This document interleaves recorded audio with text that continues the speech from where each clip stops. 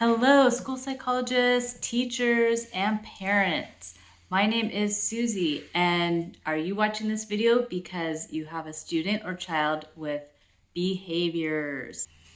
You know what I'm talking about, but in case you are new to learning about behaviors can range from all kinds of things, such as shouting, ripping up papers, hiding under their desks, throwing objects, even like scissors or pencils or chairs. Um, that can also mean eloping from the classroom. So when I'm talking about behaviors, I am talking about a lot of those more significant behaviors that are disruptive to your teaching if you're a teacher. Can be dangerous at times to the student or other students or the other staff. And so let's just address why some of these behaviors are occurring. Reason number one is communication deficits. So this might apply to students that are specifically autistic. It might also apply to students that or children that are very young and don't have a lot of language skills. The solution is often related to having them have speech and language services, using communication tools such as even just like picture cards where they can use it and the adults can use it so that their communication on what their expected behavior is, or maybe they have a pain or they're hungry or they're tired. When they learn that they can communicate their needs, the students will improve on their behaviors. So reason number two might fall with reason number one.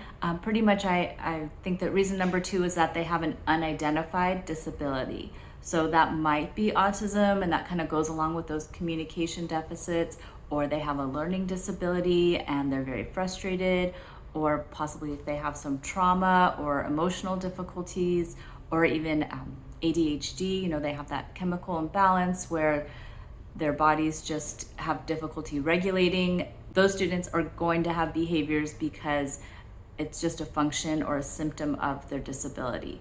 So for these students, having them looked at by me, school psychologists, and at least observed a little bit and do some consultation to see, maybe there's an underlying disability and that's the reason why they're having some behaviors. The third reason that I've seen students exhibit behaviors in the classroom is that the academic work is too high for them. And they might have a disability, they might not. But maybe they have a gap in something like in their math facts, or the teacher is just teaching at a level that's too high for that student and maybe all of the students.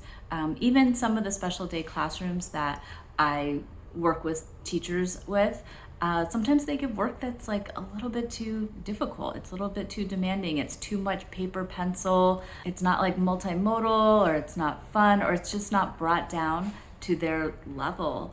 Because since we've had COVID, students where they were testing at before COVID and where their academic skills were before COVID, whether they're gen ed or special education, is just lower. So teachers have to maybe rethink, is this academic work too high for them, and meet students where they're at so that you can bring them up and reduce those behaviors. Because if behaviors are happening in your classroom, you're not getting teaching done. Even if it's that one little friend, he or she is probably taking time from your instruction and vetting.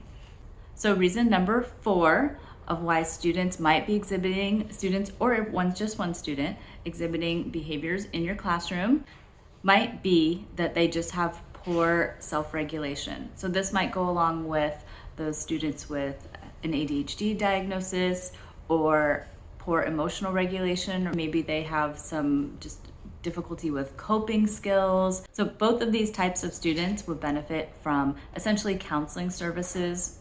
I help in my counseling with a lot of students that have poor behavior control. So they're always shouting out in the classroom, or putting their hands on others, pushing others.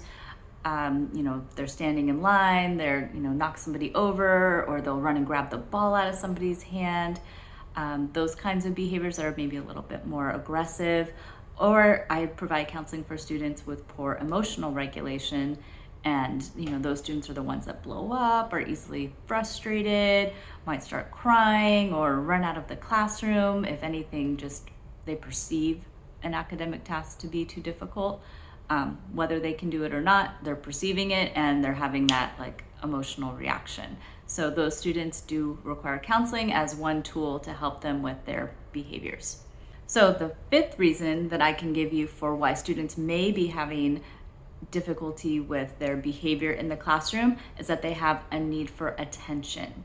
So these students, what they look like is, they're always talking to other kids, bothering other kids, always looking around to see, whose attention can I get? And that might be just they have a lack of social awareness. Maybe they don't get enough attention at home, so then they exhibit behaviors to get adult attention. And I know that attention, it's negative attention, but if they have learned that if I throw things in the classroom, the teacher's going to pay attention to me, then they've learned that that's how they're going to get their need met, for a need for attention.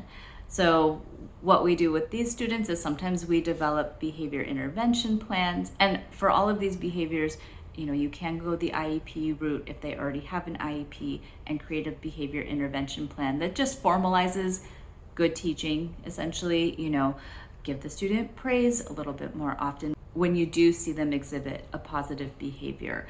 They finish their work, they're quietly sitting still.